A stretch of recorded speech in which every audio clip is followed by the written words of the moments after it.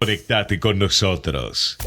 Facebook.com/Ecomedios 1220. Arquímedes perdió un tornillo. Oscar y Fernando lo buscan todos los martes de 23 a 24 horas por Ecomedios. Ecomedios.com. El tornillo de Arquímedes. Un programa de divulgación científica. Conducción, Oscar Rizo y Fernando Fuentes. Producción, Fernando Fuentes.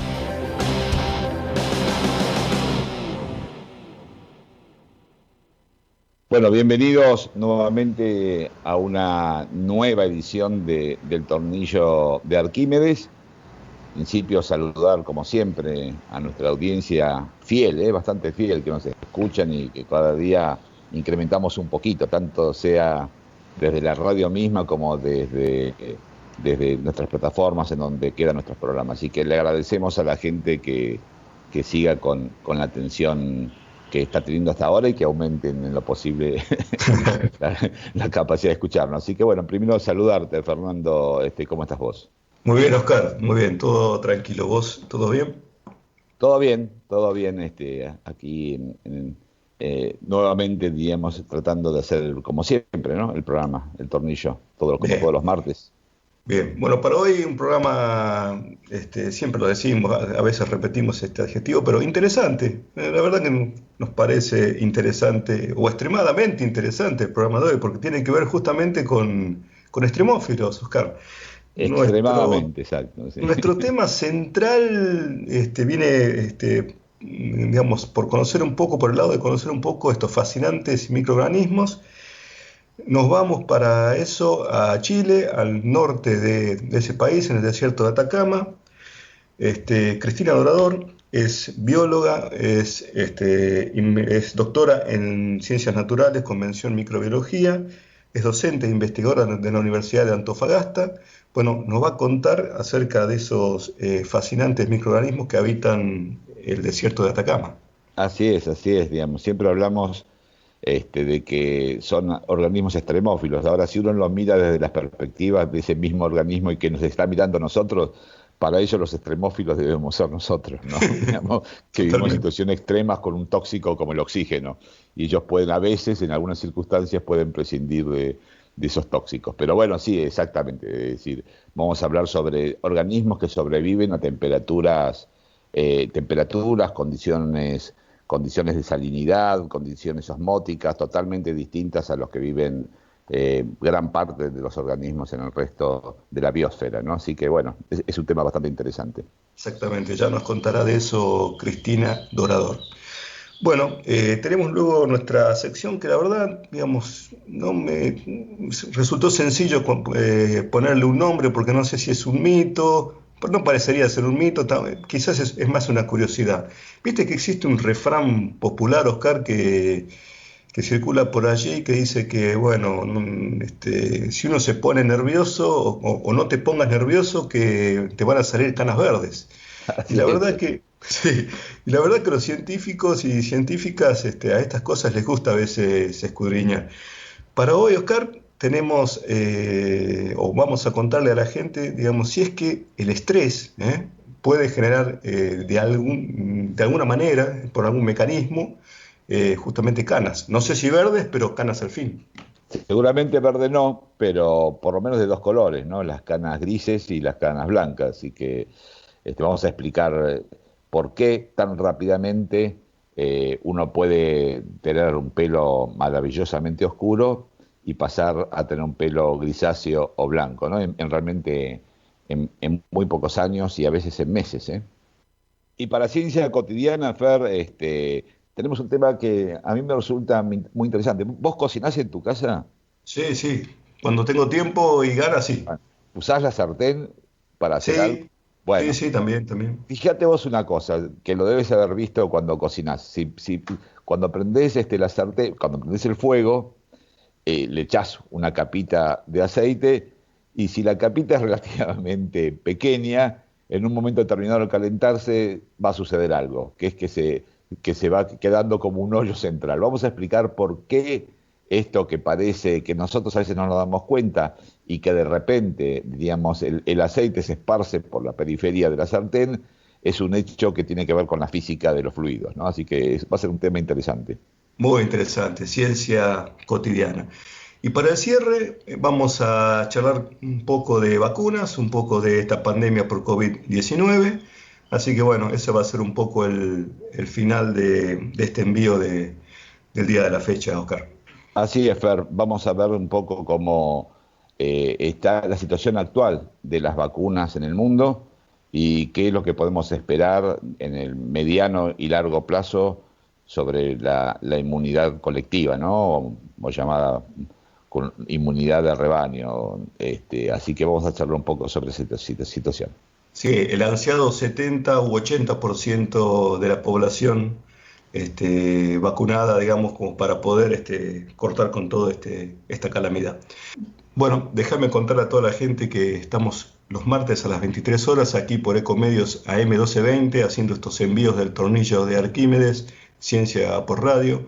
Síganos en vivo, pueden también escucharnos a demanda cuando quieran y como quieran por iVoox y RadioCat, dos plataformas en donde suele estar alojado nuestro programa. Estamos en las redes sociales, como bien comentaste, con número creciente de seguidores, gracias por eso. Estamos en Twitter, @tornilloarqui es nuestra cuenta en Twitter.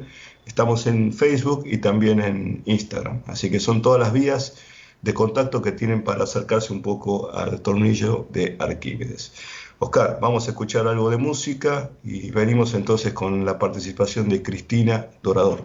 Buenísimo.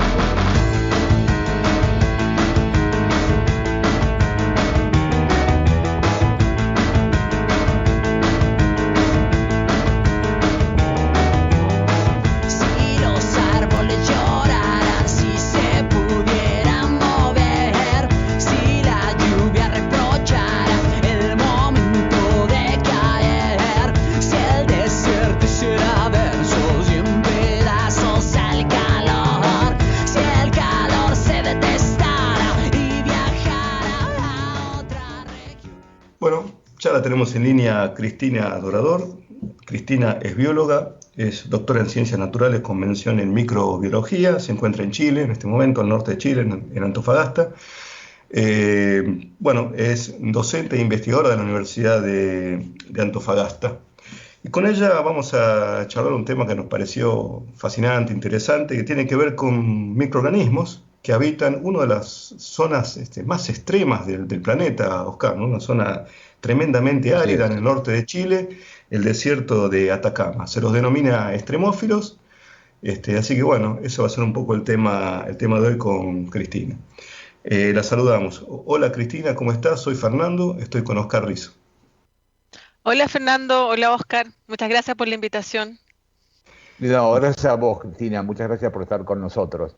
Y quizás podemos empezar un poco que nos cuentes qué es exactamente Atacama, digamos, dónde está ubicado y qué condiciones climatológicas tiene esa región de Chile tan interesante. Sí, bueno, el desierto de Atacama es una zona bastante extensa, es uno de los desiertos más áridos del mundo, es decir, donde llueve muy poco, llueve menos de 1 milímetro al año, o sea, realmente es seco. Ujú. Y además es una zona muy particular porque concentra también muchos minerales. Es por eso también que las grandes reservas de cobre y de otros minerales están aquí en esta zona. O sea, geológicamente también es muy antigua. Hay zonas del desierto que no se han movido rocas en 20 millones de años. Entonces, por las condiciones climáticas, entonces está todo muy bien preservado. Así que atacamos una zona fascinante para estudiar distintos temas.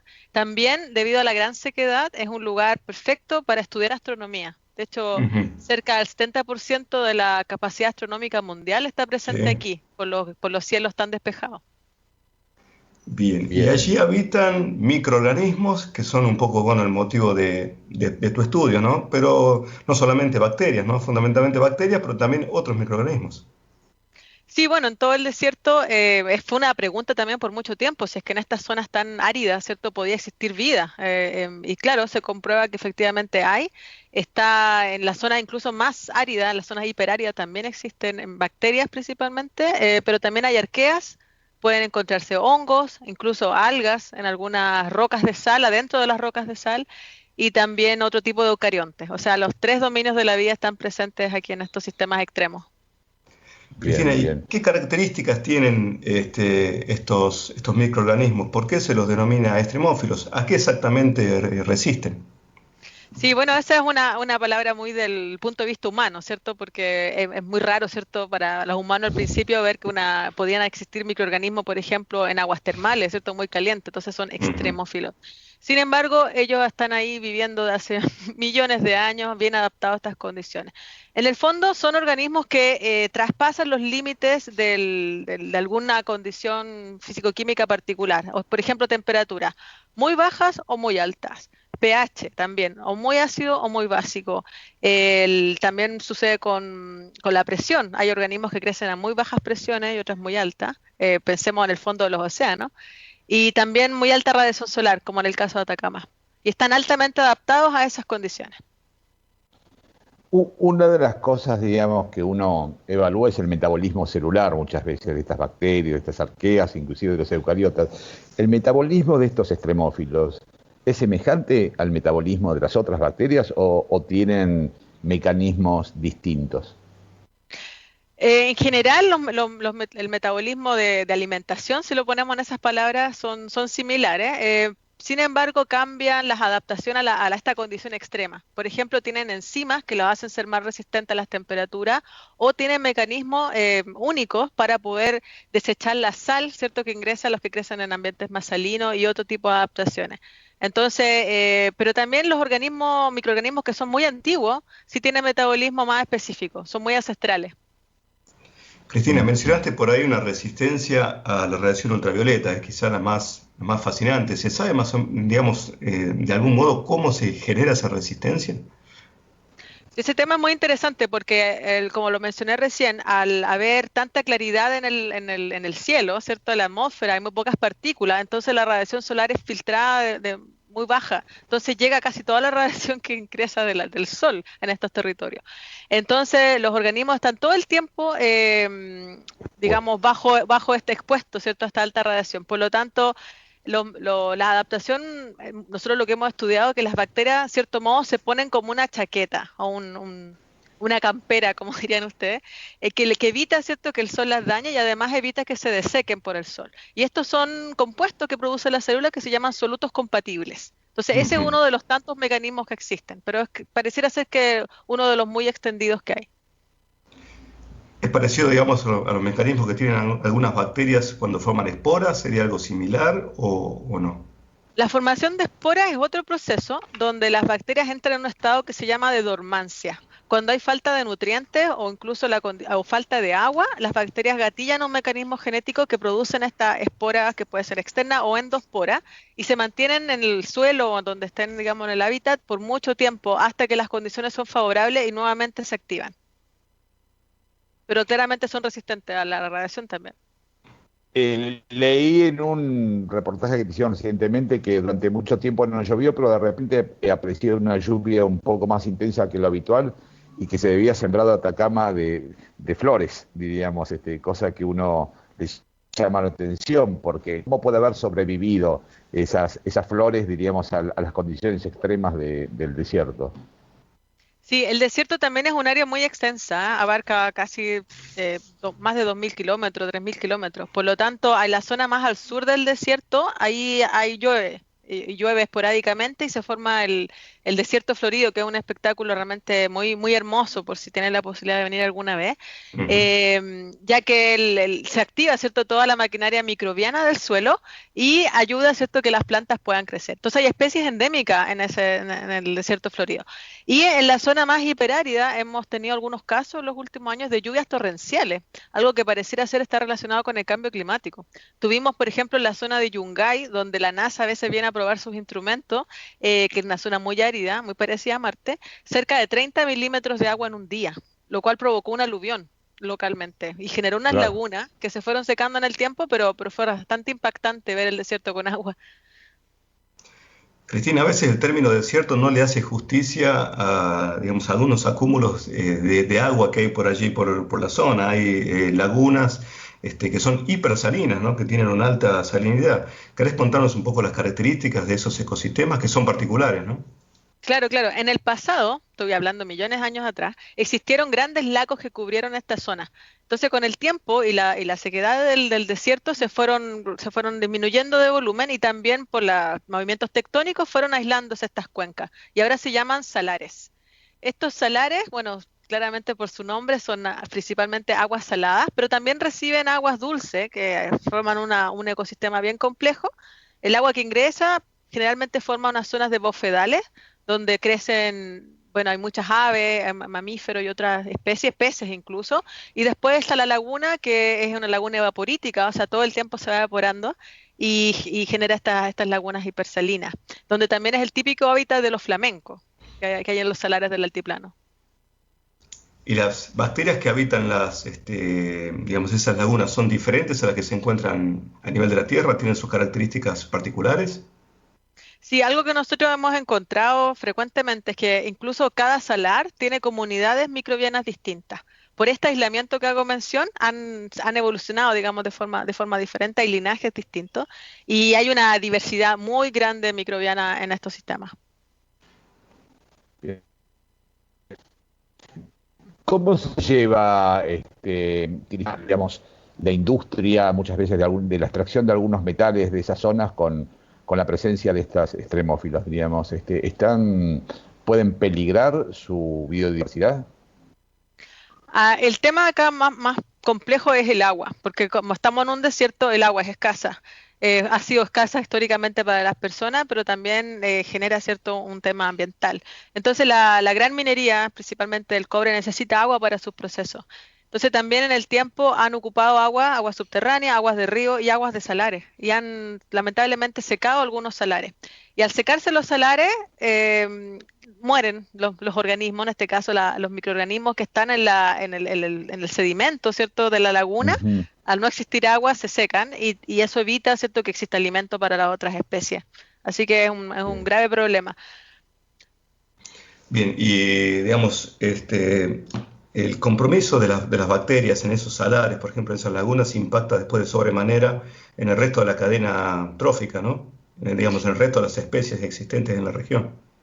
Exactamente, nosotros definimos los salares como ecosistemas microbianos. Eso quiere decir que mayormente los organismos más abundantes y más diversos son microorganismos y son la base de las cadenas tróficas superiores.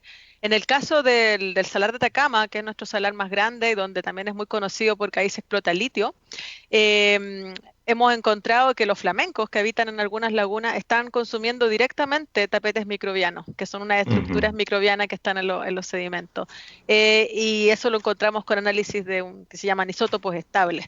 Entonces, es muy interesante también ver el rol directo que tiene en la alimentación las bacterias, o sea, además de traspasarlo a otro tipo de especies. Por eso es tan importante conservarlas y proteger los hábitats.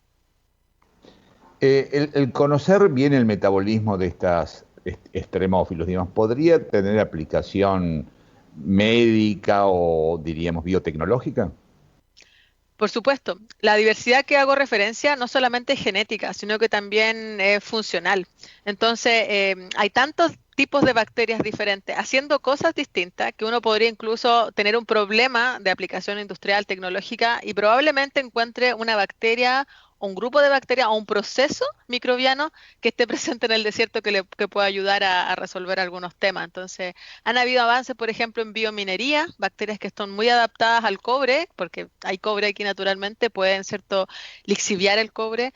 También en aplicaciones cosméticas, nosotros hemos trabajado un poco obteniendo compuestos de bacterias que viven en el desierto que pueden ayudar a hacer cremas humectantes Ujú. y también de otro tipo, farmacéuticas también. Bien, también Atacama es bastante conocida por ser un análogo planetario, es decir, muchas, digamos, investigadoras que se dedican a la astrobiología, es como una meca, digamos, para tratar de imaginarse cómo sería la vida en Marte, la vida microbiana en Marte. Digamos, ¿qué características tiene un poco esa región como análogo, digamos? Bueno, el primer gran parecido es visual, es paisajístico, o sea, cuando siempre nos mandan fotos de Marte, ahora las primeras que recibimos del Perseverance es Sí, el patio de mi casa, o sea, eso sí. es Marte. Pero más interesantemente, cuando se empiezan a analizar las muestras químicamente, las de Marte, ¿cierto? Por ejemplo, el Curiosity, la composición es muy similar también a la que tenemos en el desierto, por ejemplo, los depósitos de perclorato, que es un mineral que está presente aquí también en altas concentraciones en Atacama.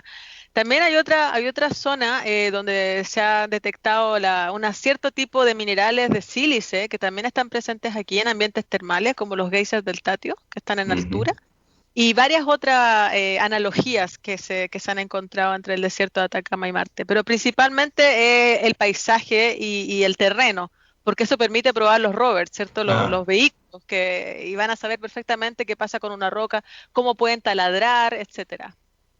Bien. Cristina, ¿cómo es tu trabajo específico con estas bacterias? Yo leía por ahí que tienen un bajo rédito a veces en el laboratorio cultivar estas bacterias. Necesitan mucho trabajo de campo, ¿no? Así que bueno, quisiera saber un poco cómo es tu día a día ahí en Atacama, investigando un poco estos extremófilos. Bueno, nuestra disciplina se llama ecología microbiana, porque estudiamos los microorganismos desde el punto de vista ecológico. Entonces, es muy ligada a a la tecnología. Por lo que tú mencionas, las bacterias tienen muy baja cultivabilidad, o sea, solamente podemos cultivar menos del 1%, incluso menos de lo que existe en el ambiente. Por lo tanto, la forma que las investigamos es a través de su ADN. Obtenemos muestras de agua, de sedimento, de suelo y obtenemos el ADN y ese ADN lo secuenciamos. O sea, antiguamente, digo antiguo, bueno, no tanto tiempo, pero cuando yo hice mi doctorado, habían técnicas muy complejas para obtener eso. Ahora hay una revolución, ¿cierto?, de la secuenciación, entonces es mucho más barato y más sencillo hacerlo. Entonces tenemos ahora grandes bases de datos con secuencia de metagenoma, que ese es su nombre técnico, de estas muestras ambientales y estudiamos quiénes son y qué es lo que están haciendo de forma genética. También estudian en ese sentido virus que se activan o se desactivan, digamos, diferentes a los que pasan con las bacterias que no son extremófilas, digamos. ¿Hay en eso algunos cambios que ustedes pueden observar? Sí, nosotros también hemos estado muy interesados en las dinámicas, porque estos ambientes cambian durante el día enormemente. Las temperaturas, por ejemplo, en la noche hay, no sé, menos 20 grados y en el día sobre 20. Esos son los cambios que hay ambientales. Entonces, existe una dinámica microbiana y una dinámica viral también. Bien interesante. Los virus también son bastante abundantes Claro. en algunas zonas y están explicando también esta alta diversidad, porque los virus, ustedes como saben, son articuladores genéticos de otras especies, van tomando un pedacito de otro y los van mezclando, bueno, y generan, digamos, explicación en parte de esta alta diversidad. Cristina, ¿estos microorganismos impactan en ciclos geoquímicos, digamos, tienen algún rol?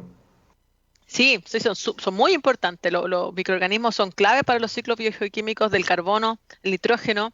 el azufre y varios otros. Hemos hecho trabajos en salares mostrando la producción de gases de efecto invernadero desde los salares, metano, CO2 y óxido nitroso.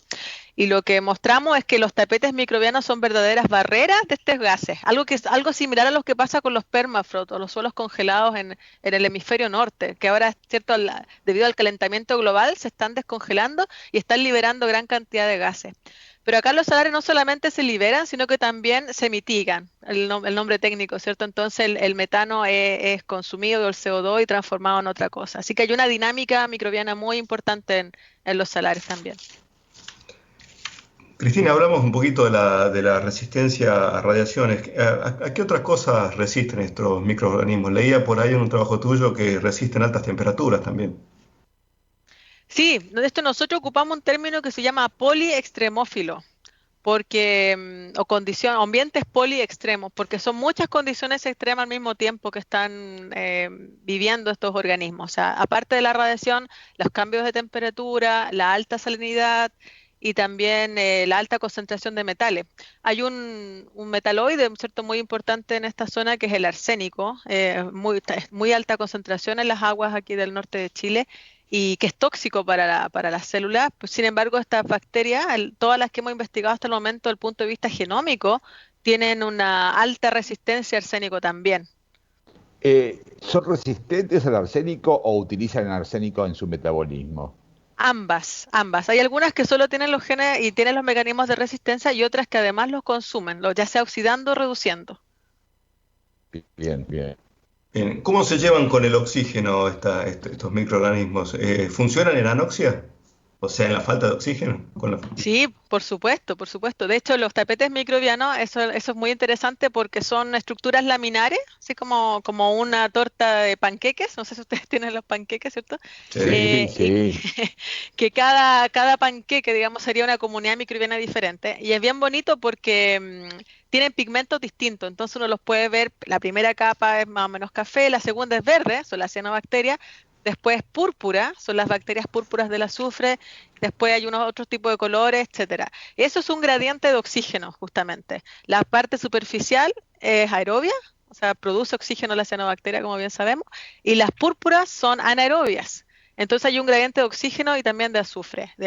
Y es muy interesante, digamos, toda la anaerobiosis que existe también en nuestro sistema. Así que a algunas les gusta mucho el oxígeno y a otras definitivamente no les gusta para nada.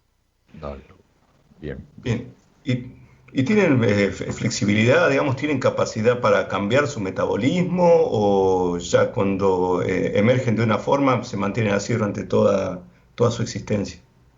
Sí, esa pregunta es muy interesante porque uno generalmente piensa que son condiciones muy estrictas, ¿cierto? Que es la idea original del este tema del extremófilo. Sin embargo, acá en estos ambientes de los salares, además de ser poliextremófilos, tienen una amplia rango de adaptabilidad. O sea, igual les puede gustar un poquito el oxígeno. O sea, igual se adaptan, digamos, a otras condiciones. Porque el ambiente es así, el Bien, ambiente bien, cambia todo el tiempo. bien. Cristina, un poco para cerrar esta entrevista que ha sido muy interesante, contanos en qué estás trabajando ahora y cuáles las perspectivas que vos ves en el futuro inmediato en tu trabajo. Sí, ahora estamos trabajando en varias cosas. Desde el punto de vista científico, estamos interesados en encontrar respuesta a esta alta diversidad microbiana. Creemos que la presencia de sistemas CRISPR en estas bacterias son más frecuentes de lo que uno cree y son nuevas, relacionadas con los virus que hablábamos recién. Y también por otro lado estamos trabajando en temas más de asociación. Estamos tratando también de que la disciplina se desarrolle en Chile. Entonces creamos el año pasado la Red Chilena de Ecología Microbiana, Ujú. que agrupa cerca de 500 personas, no solamente científicos, porque creemos que es importante abrir estos temas a la comunidad. Entonces también hay divulgadores de la ciencia, estudiantes escolares, para poder dar a conocer este importante tema. Bueno, muy bien. Bueno, Cristina, te agradecemos enormemente que hayas estado en el programa. Creo que nos llevaste a un lugar fascinante como es Atacama. Conocimos de extremófilos, no solamente de bacterias. Así que bueno, muy agradecidos por eso. Muchas gracias a ustedes por la invitación. Gracias, Cristina. Gracias.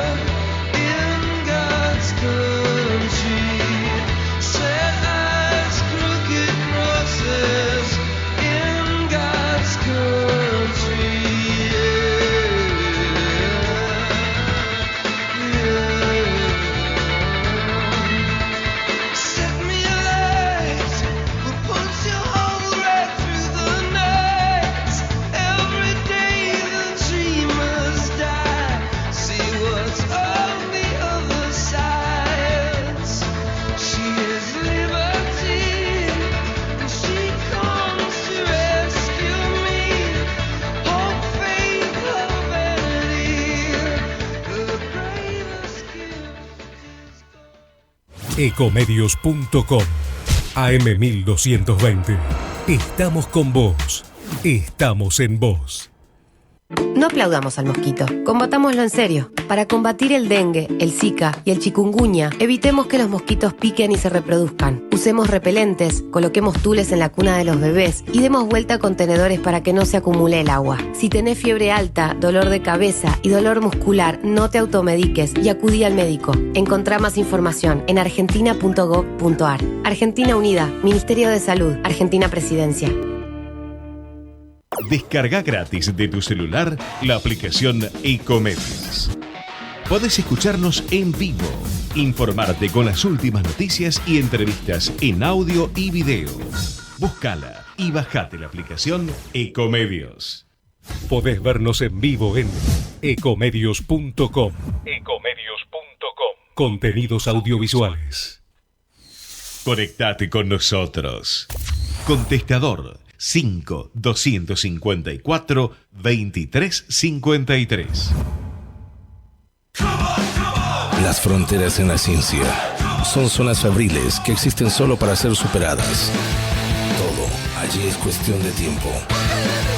El tiempo que lleva a hacerse experto en las tácticas del ensayo y el error. El tornillo de Arquímedes.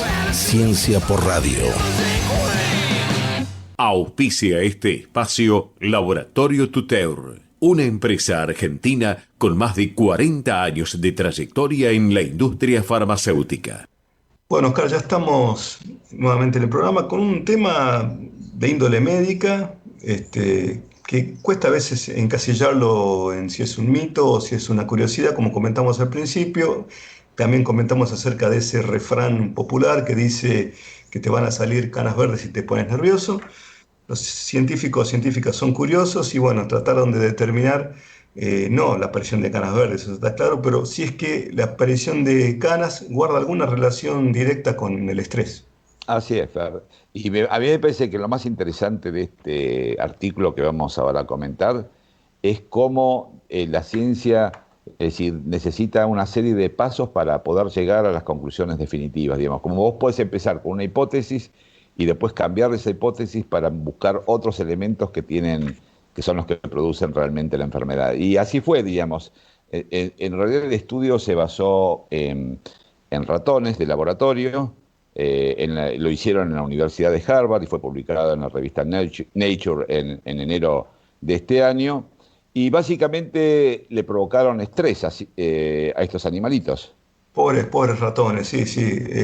Los pusieron a dolor leves, a moderados, a restricción de movimientos y, bueno, evaluaron la respuesta o cómo se comportaba, digamos, el pelo en estos animales.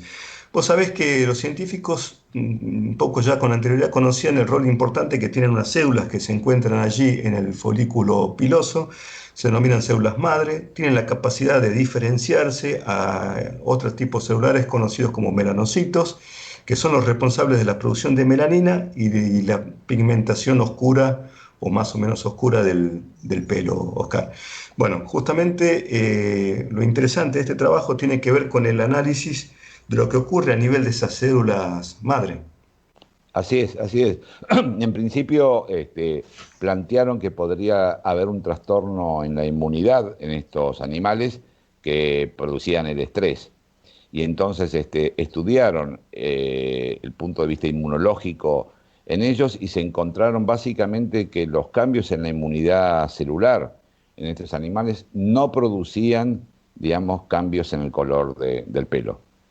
Exactamente, porque la observación central de ellos es que durante los procesos de estrés se produce una especie de migración de las células madre hacia otros sitios. Desaparecen del folículo piloso. Al no existir células madre, no existen melanocitos y no existe melanina. Eso sería un poco el mecanismo responsable de la aparición de canas. El sistema inmunitario podría tener algún rol, básicamente atacando esas células madres, pero en ratones inmunodeprimidos, los investigadores dieron cuenta de que igualmente aparecían canas. Ok, frente a eso, entonces, decidieron, la inmunidad no parece ser la causa. Veamos qué sucede con algunas hormonas, como los corticoides.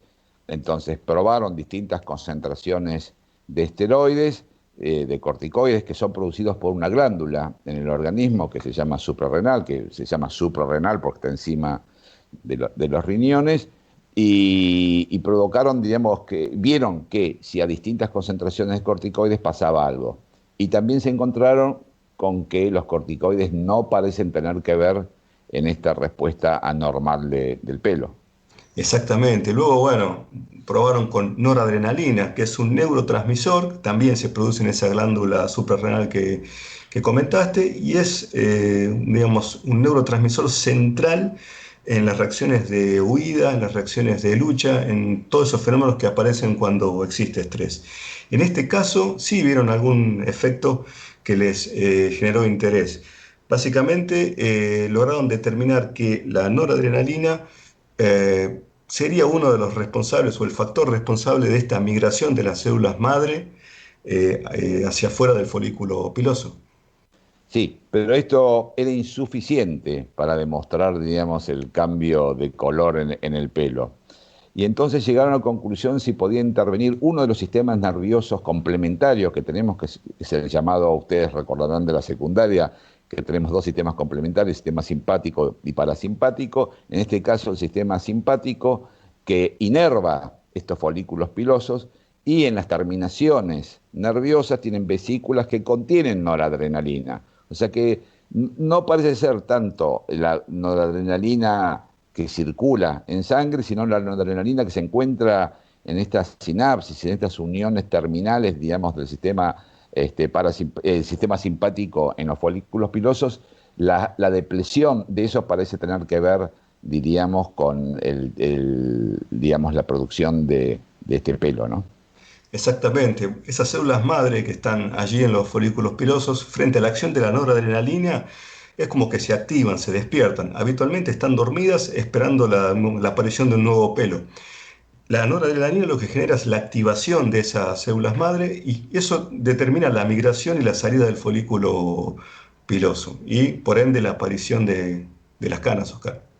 Así es, así que en principio es un mecanismo mixto, así que tiene que ver con el sistema nervioso central con el sistema nervioso y con la noradrenalina en estas vesículas presinápticas, ¿no? Y esto nos puede dar lugar a pensar que para qué sirve hacer una investigación tan detallada para algo como es el pelo, ¿no? Pero sin embargo, cómo el sistema nervioso puede intervenir en el estrés a través de ciertas sustancias que se segregan en las vesículas presinápticas. Laboratorio Tuteur está especializado en el desarrollo, elaboración y comercialización de productos para los segmentos de oncología, hematología, sistema nervioso central y enfermedades huérfanas. Tuteur, calidad e investigación al servicio de la salud.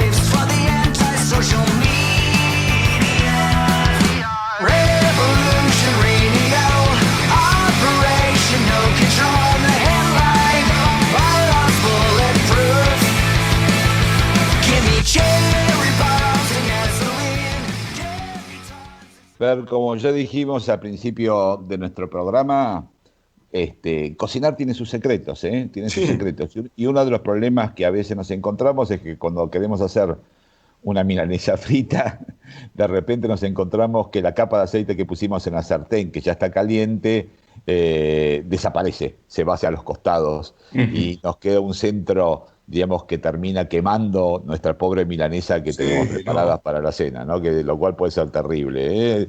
Aún tremendo. usando las sartenes de teflón, en menor medida, pero también usando las sartenes de teflón. Y esto tiene, curiosamente, como todas las cosas en la vida, tiene su explicación física, ¿no? Y tiene que ver con lo que podemos llamar física de fluidos. Es decir, cuando, por ejemplo, nosotros ponemos en la sartén una cantidad de aceite, y para esto se hizo un experimento, que después me gustaría que lo comentes un poco vos, Ujú. en qué estaba basado este experimento. Cuando uno ponemos en una sartén una cierta cantidad de aceite y empezamos a calentar esa sartén, lo que vemos es que los fluidos tienden a dispersarse hacia la periferia de la Sí, sartén. sí. Y esto se debe, diríamos, a un proceso que después explicaremos con un poco mayor, digamos, detalle, que es la convección termocapilar. Pero contanos un poco cómo es, Fer, el tema del experimento en sí. Exactamente, esto es un trabajo también reciente, publicado recientemente por gente de la Academia Checa de Ciencias en Physics of Fluids, una revista interesante. Bueno, básicamente lo que hicieron es colocar una capa de aceite de girasol de 1,5 milímetros de espesor sobre una sartén y llevarlo directamente al fuego. Y comenzaron a observar por medio de una cámara, ¿no? Observar cómo fue todo ese proceso. Digamos, observar un poco lo que vos acabas de relatar, es decir, cómo migraba el aceite desde el centro hacia los costados, hacia la periferia. Vos sabés que la velocidad con la cual se iba formando esa especie de espacios libres de aceite era rapidísimo, alrededor de 5,5 centímetros por segundo, Oscar. Y sabés, bueno, ¿por qué migra este aceite hacia la periferia? Hay un hecho físico que es que la tensión superficial de los líquidos disminuye con el aumento de la temperatura. Entonces, ¿qué pasa? Si tenemos una temperatura concentrada en el centro de la sartén, digamos, va a tender el líquido a migrar hacia donde tiene mayor tensión superficial y que es en los bordes. Con lo cual, todo el aceite queda ubicado en los bordes y queda un agujero, digamos, central sin contenido de aceite. Y esa es la explicación, digamos, este proceso se lo llama convección termocapilar y es uniforme, sucede siempre, salvo que tengamos algunas consideraciones al cocinar, ¿verdad, Fer? Exactamente. ¿Cómo evitar ese gradiente de tensión superficial que se observa? Los tips que nos brindan los científicos vienen por el lado de aumentar el espesor de la capa de aceite, tener alguna sartén con un fondo un poquito más macizo o de mayor grosor, digamos. Y también otro tip interesante puede ser reducir la temperatura o, si lo permite la receta, mover constantemente el alimento que está siendo cocinado. Así es, Fer. Y ahí entonces, si tomamos en cuenta todas esas consideraciones, no se nos va a quemar la milanesa.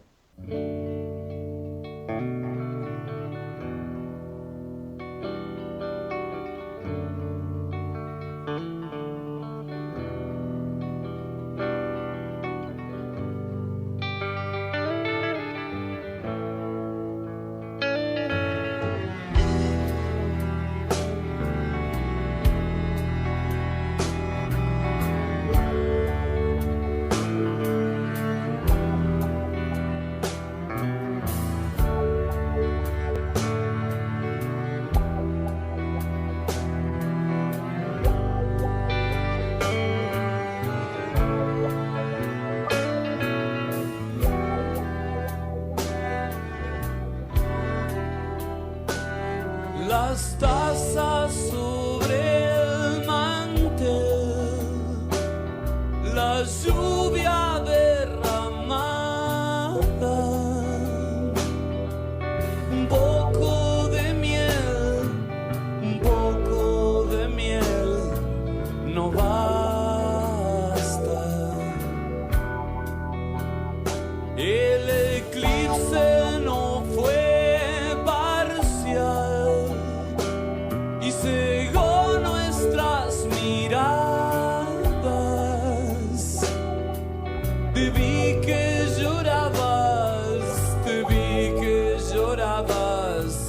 por él de para tres.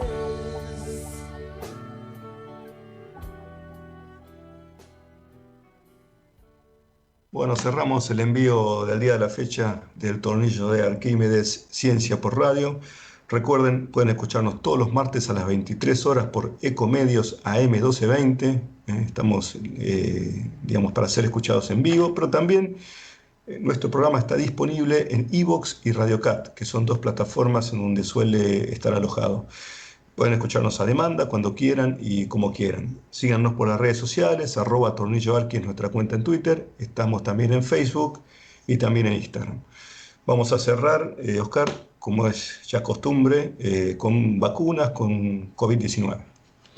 Así es, Fer. Y un poco me parece que el tema de hoy es cuál es la situación actual en el mundo con el tema de vacunas y en especial referencia a lo que sucede en Latinoamérica, ¿no? Es decir, pongámonos un poco en donde estamos parados. Es decir, tenemos que vacunar en el mundo. Es decir, primero hay que pensar que esta es la campaña masiva de vacunación más grande llevada a cabo por la humanidad. Así que estamos ante un hecho inédito en las historias de las epidemias en el mundo.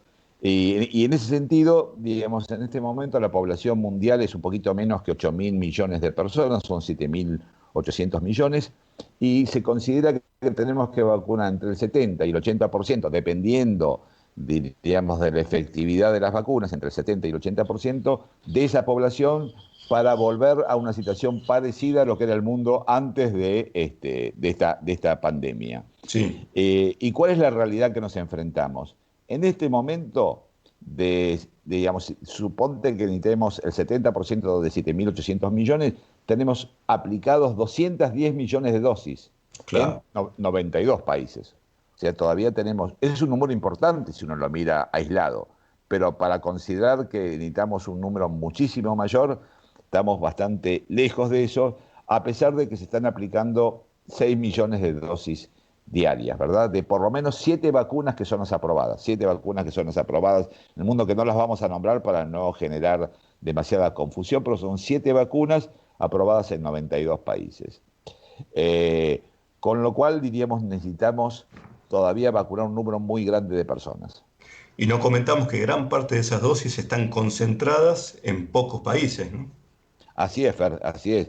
Es decir, si miramos cuál es el país que más ha vacunado en el mundo, y para eso hay un dato que uno puede tener, que es la cantidad de vacunados cada 100 habitantes que tiene el país. Son dos datos que nos interesan: la cantidad de vacunados cada 100 habitantes y la cantidad de dosis totales administradas, porque no es lo mismo un país que tenga 500 millones de personas que un país que tenga 1 millón de personas. Claramente hay, de hecho, por ejemplo, hay pequeñas islas y demás que tienen números muy altos. Pero veamos en algunos países. Por ejemplo, Israel tiene vacunados al día de ayer 82.3 personas por cada 100. O sea que está prácticamente en ese límite que habíamos planteado. O sea que Israel está en condiciones en este momento, si fuera por él solo y si no recibiera, diríamos, visitantes externos, de poder abrir totalmente su economía a la economía prepandemia. Y de hecho lo está haciendo. Lo sigue eso los Emiratos Árabes, que están con 51 vacunados cada 100 personas. Curiosamente, estos dos países son los que pagaron más caras las vacunas en Pfizer, es decir, que recibieron el total de vacunas que se dieron. No es menor que la economía tenga que ver con el tema de la vacunación, a pesar de lo que se dice universalmente. Países que pagan más la vacuna tienen más accesos a las vacunas. Es un poco tremenda esta situación, pero es real. Un poco más lejos de ellos están Estados Unidos y Gran Bretaña, con alrededor de 20 vacunados cada 100 personas. Y después viene la Comunidad Europea, que está entre 6 y 7 vacunados cada 100 personas. Y en Latinoamérica tenemos números que distan un poco de lo que comentaste, pero que muestran por ahí a Chile con una muy buena performance en las últimas semanas. Así es, Fer, así es. Chile, por ejemplo, ha alcanzado 15.3 vacunados cada 100 personas, administrando a 2.900.000 dosis, casi 3 millones de dosis, o sea que está a la cabeza de lo que es Latinoamérica lejos, y de hecho está entre los países que más han vacunado después de lo que habíamos dicho, sacando esos, vuelvo a repetir, Malta, las Islas Seychelles, digamos, países que tienen una población muy chica y que pueden vacunar fácilmente al total de su población, ¿verdad? Pero Chile está ampliamente entre los países que más han vacunado. Bastante más atrás de eso viene Brasil, diríamos con 3.37 vacunados cada 100, y después venimos nosotros, Argentina con 1.61 y México con 1.30. O sea que estamos todavía bastante lejos. Ahora, los países de España, de Europa hemos dicho que están entre 6 y 7. ¿Cuánto tiempo necesitamos para alcanzar el 75% de la población mundial si seguimos este ritmo promedio en el mundo? Bueno, necesitamos alrededor de 5 años para alcanzar la mundial. Así que estamos un poco lejos, todavía debemos extremar las medidas, debemos cuidarnos y debemos mantener el aislamiento social, que la situación de control de esta pandemia no está al alcance de nuestra vista en los próximos meses. Exactamente, y debemos tratar también de intensificar un poco la vacunación, ¿no? Sumado. Sí. Así que bueno, ya creo que estamos en el final. Te dejo un saludo, Oscar, y estaremos por acá el martes que viene. Así es, nos vemos el martes que viene, Fer.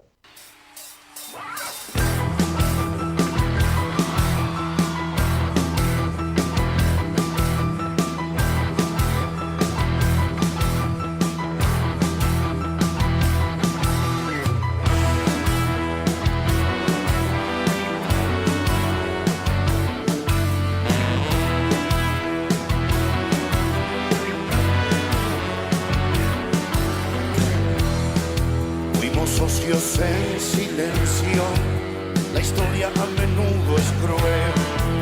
Conocimos el infierno, incendiándonos la piel. El vidrio, la copa, la mesa rota, la sangre